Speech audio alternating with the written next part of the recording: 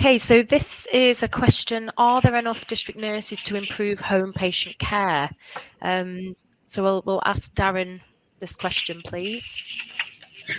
I think, well, it's always good to have more nurses, is the first thing to say. So let's get that straight. In relation to district nurses and the caseload we are looking at now and the amount they assign to manage our bariatric patients, I mean, I've got one patient now, he's taken 5 district nurses on a visit. We're on the beginning of our journey at looking at improving things for him through equipment selection. So it's one of those whereby if we support our district nurses properly and allow them quick access to equipment that they request, because they are the patient interface, they are the cliff face, so to speak. So if we listen to them and support them with the training and the equipment, then we can maximize what we've already got.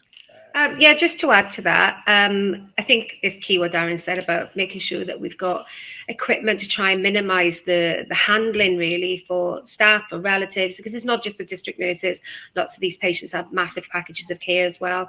And what we don't want is for those packages of care to fall apart because they can't manage them and the patient then ends up back in an acute bed.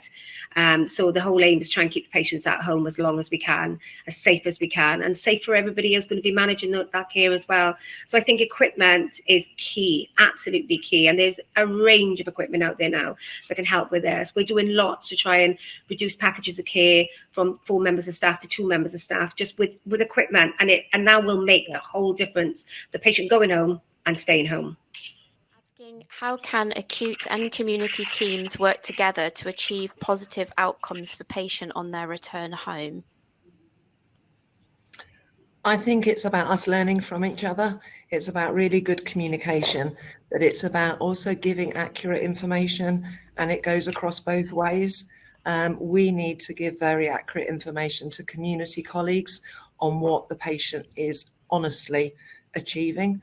And I think also we need to have an understanding of the difficulties in the community, and also it's just about the good communication and learning from each other. For example, I know at Hillingdon recently, a district nurse has spent a week in the hospital, and I think a diabetes specialist nurse has spent a week in the hospital, actually teaching hospital staff, giving more information to us so that we can provide better discharges home. Just to say, we are looking at, we work very closely with our local authority, and because I cover primary and secondary care, I'm out there in the community as well, so that definitely helps. I'm the constant from a health perspective. But we are looking at this with what equipment the patients have when they're in hospital and whether or not they have access then to that equipment when they're at home. So we're working with Medstrom, looking at introducing the ultra twin gantries. We don't have any of those readily available at present within our acute setting. We can hire them in, but we don't have any that kind of are dedicated to us. But what's important for us, and this has been a key for me, is that we need to make sure that if we've got all these facilities in hospital, that those patients have access to that when they go home as well. Otherwise, the journey stops, and then we're doing all this brilliant work in hospital, and they go home, and then they're confined to their bed. So we need to make sure that we have that seamless transfer of care. And also, if patients are using a specific piece of equipment at home that works really well for them, that we can get access to it when they're in hospital as well, so that sort of journey continues, or the way that they're moved and handled continues. We've got a question here, actually. This was a pre-submitted one, which actually I think you summarised so well, Sam, in your last slide. So how does the hospital to home pathway impact patient rehabilitation and overall well-being? So anything else to add to that, to all the speakers? Well, getting it right has a massive impact on well-being. Taking these patients and their problems seriously, all has a massive impact on their well-being. So it comes back to the team, and the team including the patient, allied health professionals, and we are fortunate in that we've started this integrated OT service, which really is an effective bridge between the two, and to push continuity and all these things. So I couldn't advise any sort of local authority or health board or trust to sort of seriously consider an integrated approach. I mean, We've got to stop being dictated to. We've got to stop putting ourselves into the silos and keeping things to ourselves. We need to communicate with each other, and we need to smash these walls down. And that's the way to improve things for patients and have this seamless transfer of care, not just, as Sam said, not just for hospital to home, but home to hospital as well. Why shouldn't they expect the same things and the same standards and the same amount of input? So all of those things, investing in the bariatric patient, putting them in the middle of everything, consulting them on things, keeping them informed of progress, being honest about delays and these barriers that we face. It all goes to keeping us on the same side, on the same team, and moving forward together. It says, as a previous district nurse, I found it extremely difficult when ordering bed equipment for patients because I felt like I never had the proper training. For example, knowing and understanding what type of bed was right for each patient. Where do you get specific training for this? I suppose in the acute sector, given the amount of turnover that you were talking about with staff too, Claire, that could be as equal a question in the acute sector. So where do nurses get their training? How do they know how to select the correct equipment for which patient? I think it is a challenge, particularly in the acute setting, because the pressure is so high on staff, and getting staff released for training is really difficult, particularly at the moment. But there is the training available. A lot of the manufacturers will provide training. Obviously, we can provide it internally from manual handling training, but I think it's also using companies like Medstrom to provide the specialist training. But it's having quick access to specialists in moving and handling, specialists in equipment, such as some of the community trusts have equipment clinical nurse specialists, and they are a huge resource for district nurses because they know all of the equipment available and they can provide competent advice. So I think there is a lot of training available, but it's about being able to access that training and access that specialist advice in a timely manner. You know, we're lucky because we've got the Medstrom Select. Literally, we've got information on there. They can almost go, I need this bed, I need this mattress, and I need some advice. So I'll give Medstrom a ring, and they ring me. So we're very, very fortunate in that respect. So it does take a huge amount of work off myself, and that covers both the acute and the prime and the community setting as well. So if training is needed, we do run district nurse courses, manual handling courses specifically for district nurses, but they're not dedicated purely for the plus size patients. They're all manual handling. So there are many different considerations in the community, space, etc. we've already discussed. But having that, literally pick up the phone, get your advice, get your equipment, get the training, is invaluable for us. And I know we're very envied in Wales for having this, our health board are very envied for having this facility, but it's brilliant. It just ticks all the boxes. And to add to that, communication is absolutely fundamental. And what we tend to do as well is we look at putting key people into these areas so you get that ease of communication flows. So we will take, like, our health board covers 3 local authorities, and each one of those local authorities has many teams of district nurses within them. But then it's to have key people within the team leaders. We'll bring them in, perhaps even train them as patient handling key trainers in an in-house sort of 5-day course.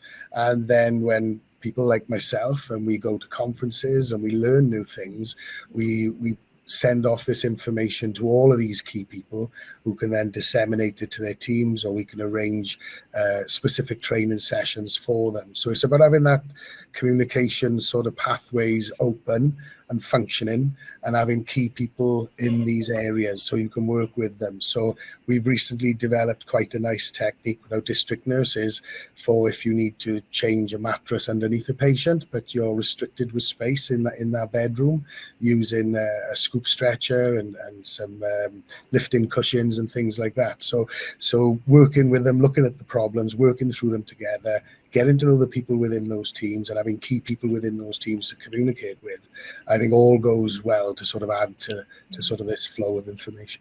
We've had a question around very specific pathways for ordering equipment for the readmission of spinal patients. Do you have any comments on that question? Basically, it is about having the right equipment for spinal patients and having the right knowledge. So, there are specific pieces of kit out there that can be used to immobilize, to turn, for pressure relief. And again, it's about getting the knowledge around those things. So speaking to people, getting yourself out there, attending conferences, reading back care magazines, all of these things go to helping these different client groups, and even speaking to people who are already working in these specialist areas. So we have specialist spinal units up and down the country. There's wards for me in our capital in Wales, in Cardiff, and I wouldn't think twice about picking the phone up to sort of pick the brains of these people, see what they've used. There are a few different types of spinal conditions. Obviously, they're not all the same. What works for one might not work for the other. Experience is key, and knowledge. So don't be afraid to make a nuisance of yourself. Pick up the phone and speak to people. And I think also you can't be an expert in everything. And it's about accepting that you have a certain amount of knowledge, but then you need to involve other people and learn from them. And I think it's by working together that's when we achieve something. I had a question which I found interesting. How can healthcare organisations measure the success of hospital to home pathway, and what metrics should be used? Do you want me to pick that one? I mean, it's a difficult one. I'll just chip in, and then obviously other people can come in as well. I guess, seeing whether it's successful or not is there a reduction in length of stay for patients in hospital? Are we getting them home quicker? Are we having a reduction in failed discharges? So the patients are staying at home and we're not getting patients readmitted. Costs, how much are we spending? We don't want to talk about money, but we do have to talk about money. Lots of this is sometimes we spend quite a bit of money on getting equipment in and resources in. But if that means that the patient is in hospital for a less amount of time, then we're almost spending to save. And not just financially, but getting that patient back to where they were previously in a much more timely manner. So I think these are things we need to look at. Also, reduction of injuries to staff. Staff getting injured less, we put proper equipment in, so therefore the burden of manual handling is lower. And our patients going home with smaller packages of care.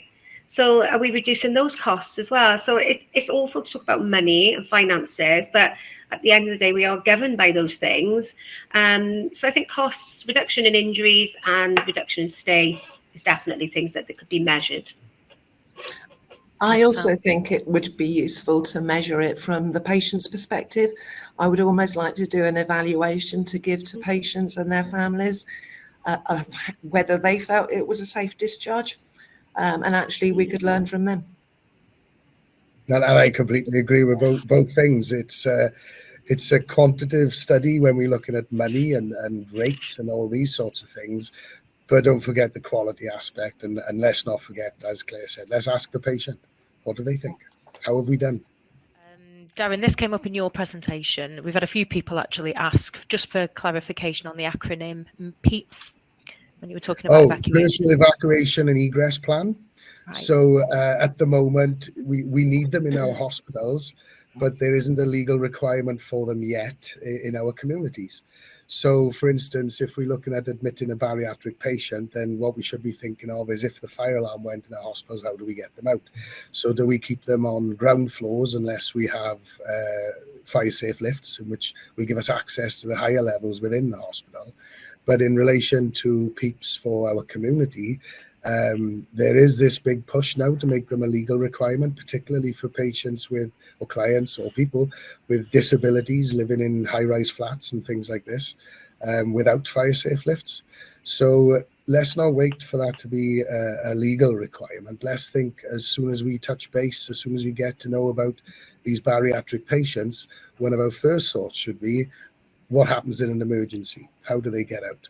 And there's many patients that we've managed to help much more quickly, and also looking at the staff who then have to get them out in an emergency. So we're talking about fire crews and ambulance crews.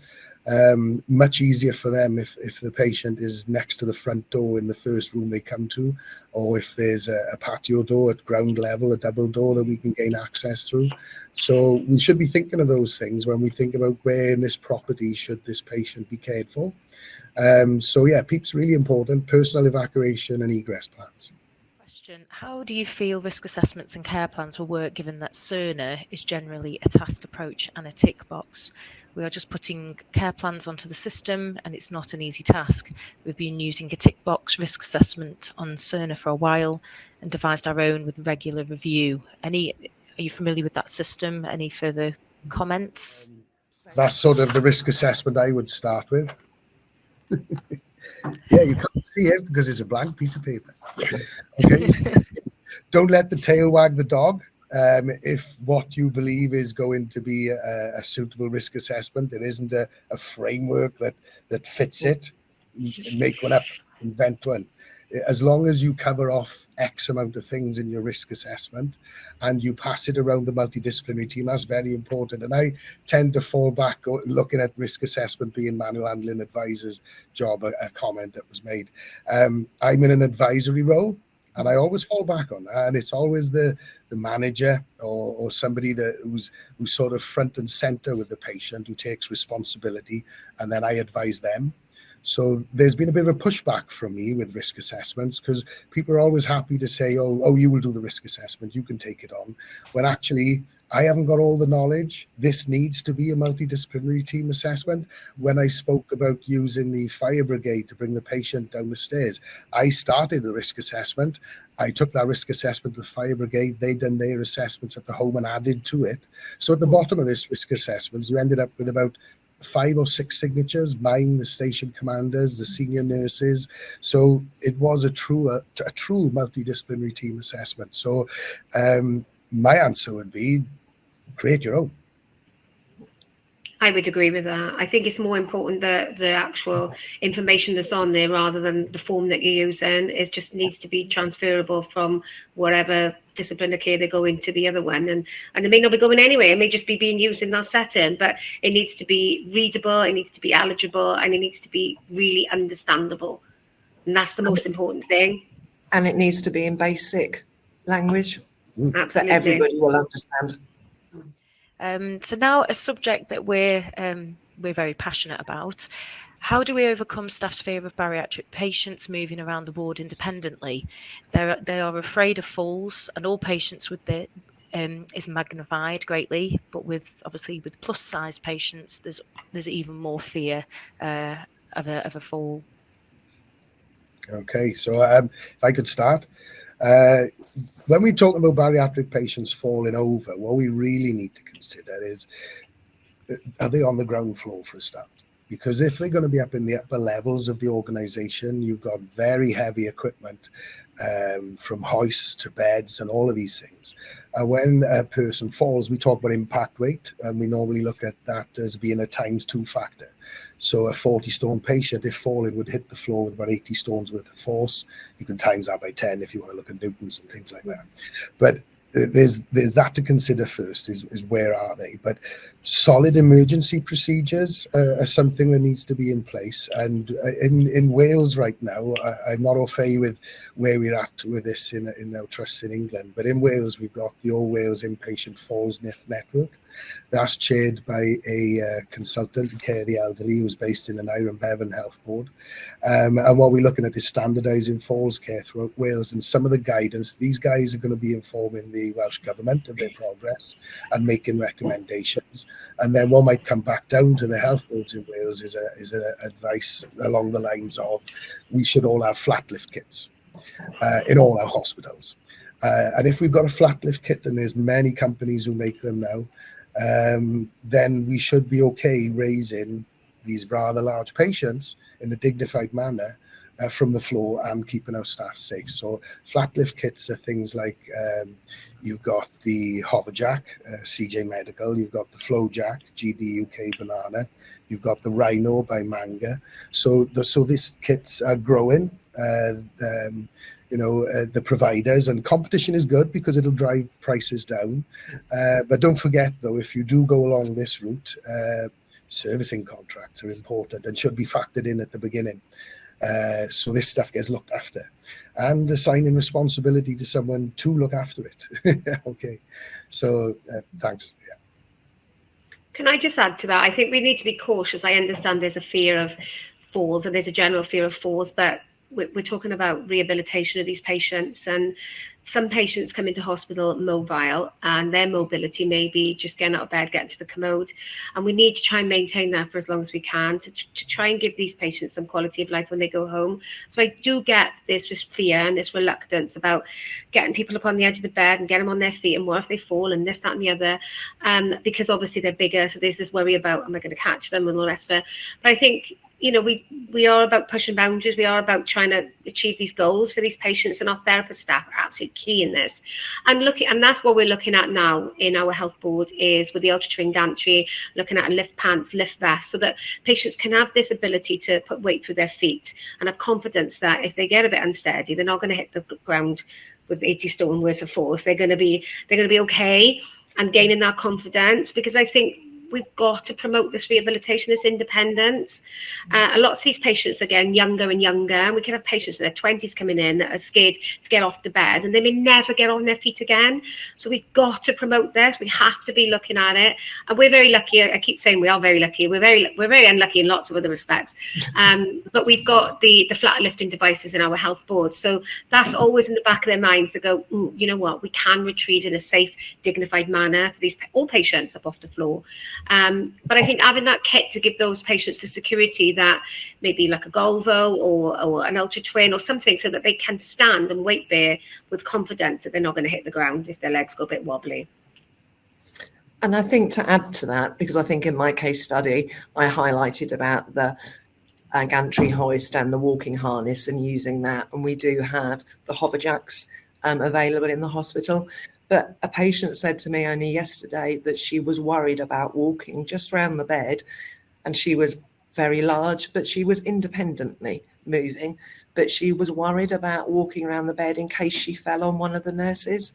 And it's about reassuring the patient as well as reassuring staff. And I think it's also about giving staff the skills so that they look confident, even if they don't feel very confident moving a plus size patient, that they come across as that they know what they're doing, because then that inspires confidence in the patient, and the patient will achieve more.